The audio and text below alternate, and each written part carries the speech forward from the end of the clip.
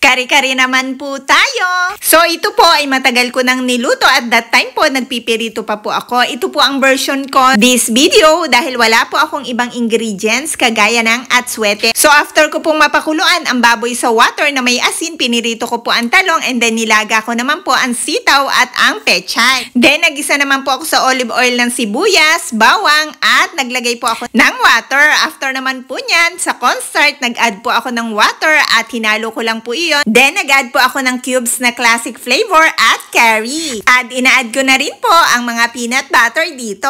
After ko naman pong ma-add ang mga peanut butter, ay in-add ko na po dito yung tinunaw kong cornstarch sa water at naglagay po ako ng coconut para lalo pong sumarap at lumapot. So, dahil wala po akong atswete, kaya naman po nag-add po ako dito ng paprika. Dagdag na din po ito sa pampalasa at pampakulay po ng kari-kari sauce dahil wala nga po ako ng atswete. After po mga ilang minuto, ay lumapot na po ang sauce ng kari-kari. Kaya po, eto na ang napakasarap, napakalinamnam na kari-kari. Sauce pa lang po nitong kari-kari ay ulam na. Kung hindi mo pa po na-try na maglagay ng coconut milk sa kari-kari, itry mo na po yan dahil talaga pong napakasarap at napakalinamnam ng may coconut.